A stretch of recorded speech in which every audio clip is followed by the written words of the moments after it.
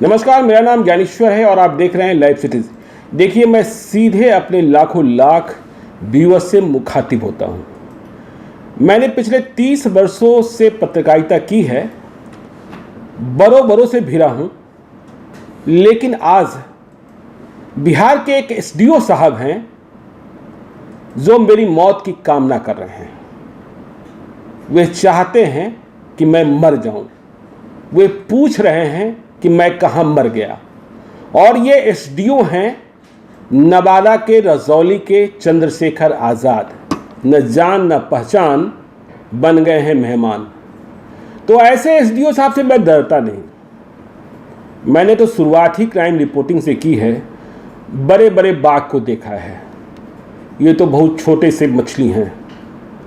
तो मैं इनसे डरता नहीं, लेकिन मैं बता देना चाहता हूं कि इनके मन मिजाज में क्या है और क्यों है।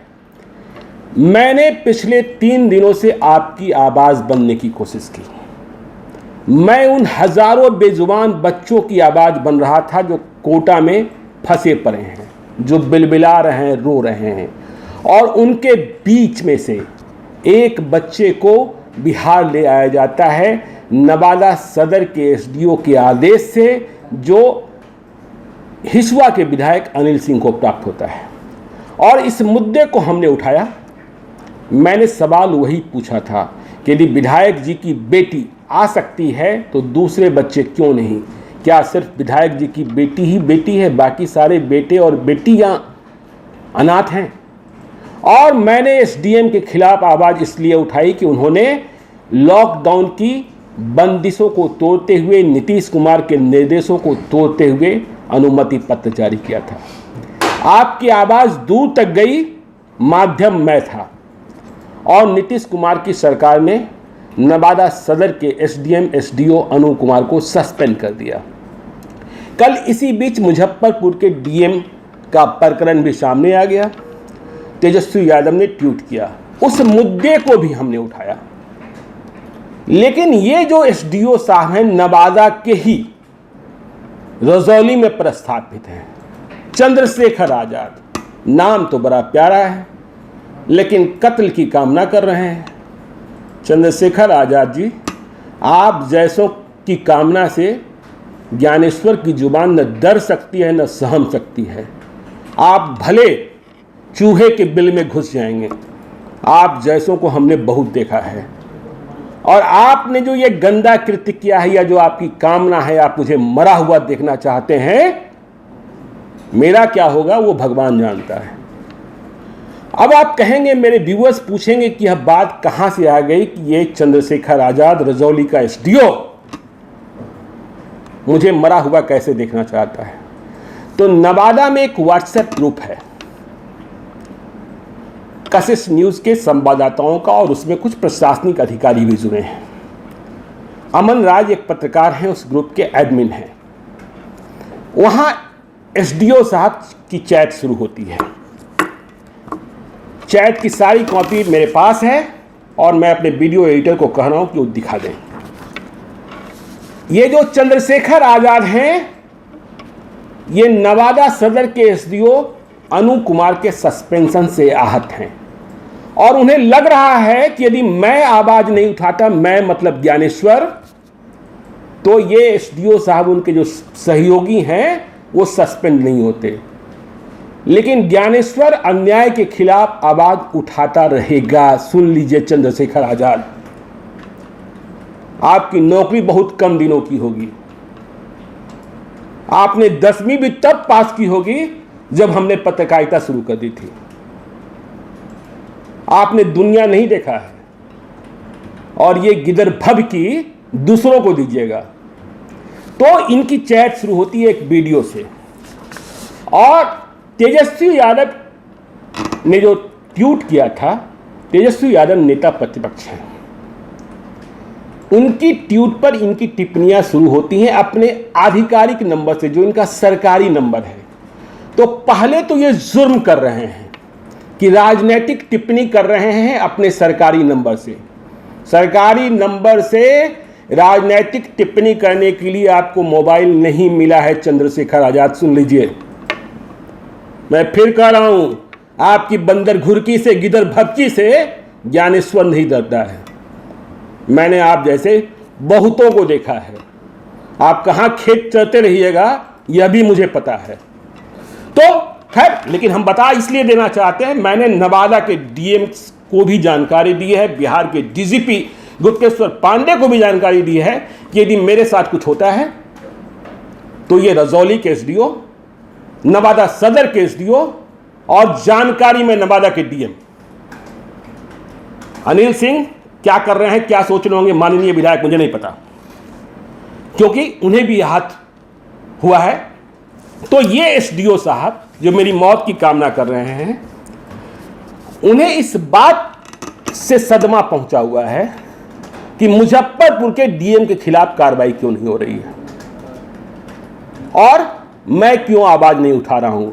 चंद्रशेखर आजाद बोलने के पहले और चैट करने के पहले लाइव सिटीज को देख लिए होते। लाइव सिटीज ने ही आवाज उठाई। आप कहां थे? व्हाट्सएप पे चैट करने के लिए? चैटे करते रह जाइएगा, समझा देते हैं आपको, समझे ना। तो आपने चैट करना शुरू किया और आप क्या बोले? Very good.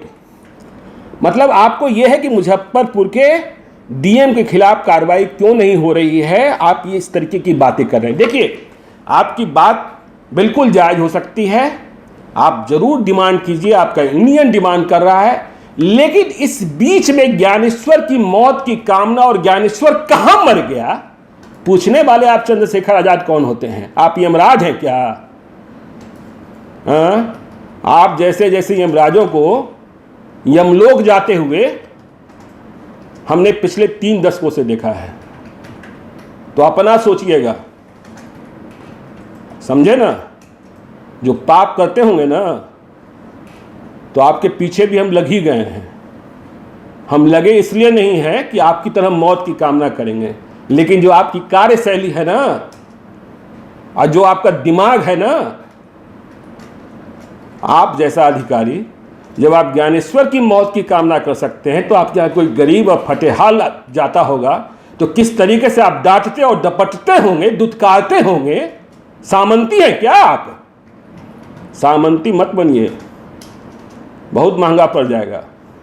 और हमने नवादा के डीएम साहब को कह दिया है, डीजीपी साहब को कह दिया है, यदि मेरे साथ कुछ भी होता है तो समझ लीजिएगा और मेरे व्यूअर्स सुन लीजिएगा, ये एसडीओ साहब मेरी मौत की काम। खैर, आगे चैट में क्या करते हैं?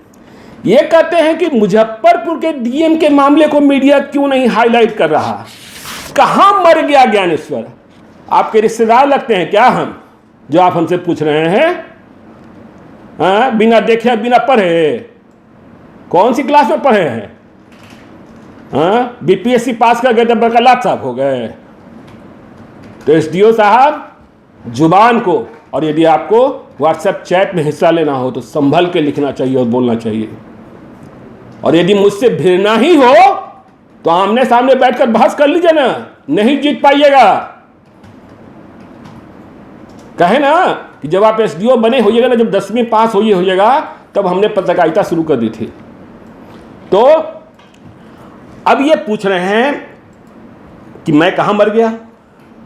ये कह रहे हैं आज मुझे मीडिया की न्यूट्रलिटी पर डाउट हो रहा है। जरूर डाउट कीजिए, हर आदमी को अधिकार है, लेकिन मीडिया ने मुजफ्फरपुर के डीएम के मामले को भी उठाया है। आप पूछिए ना नीतीश कुमार से। आप मीडिया पर नहीं डाउट कर रहे हैं, आप नीतीश कुमार पर डाउट कर रहे हैं।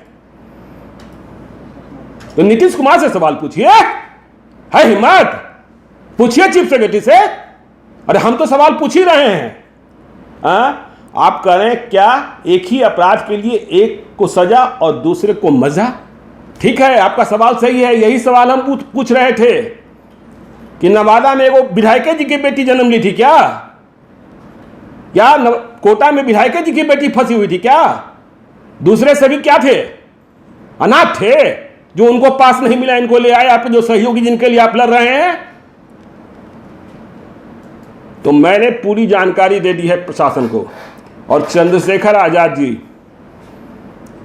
किसी ऐरे गैरे को आप धमकाइएगा, मुझे मत धमकाइएगा। आपकी धमकी से हमें कोई फर्क नहीं पड़ता है। और जहां मुकाबला करना होगा ना वैचारिक, आपकी तरह मरने या मारने की बात नहीं करते हैं, ये तो कायर लोग बात करते हैं, बुज़दिल लोग बात करते हैं, जैसा कि आप हैं। इतनी कायरता, एक वो सिक्योरिटी लेके चलते होंगे तो बड़का समझते होंगे कि हम तो बड़का अधिकारी हो गए। तो ये सब भ्रम में मत रहिए, और ये सब भ्रम में रहिएगा ना तो लंबा दिन नौकरी नहीं कर पाइएगा, ये भी समझ लीजिए। तो आपकी जो है ना जो कार्यशैली, वो भी हम बता देंगे। अब आपके पीछे लग ही गए हैं, ठीक है ना, क्या करते हैं आप, क्या नहीं करते हैं, हमें नहीं पता था।